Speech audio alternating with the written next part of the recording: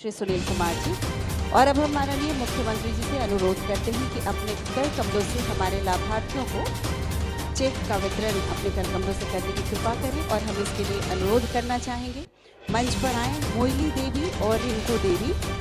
हम आपको बताना चाहेंगे कि सतत जीविकोपार्जन योजना से संबंधित 4193 हितग्राहियों को 9.41 करोड़ की राशि दी जा रही है। उपरोक्त हितग्राहियों को प्रदत्त की जाने वाली राशि का डमी चेक माननीय मुख्यमंत्री जी आप सबके समक्ष दे रहे हैं। जोरदार तालियां आप सबकी ओर से।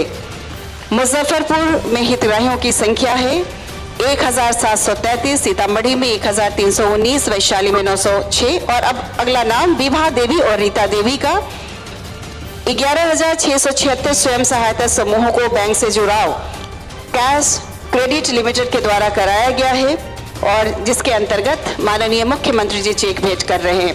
और अगला नाम रीना कुमार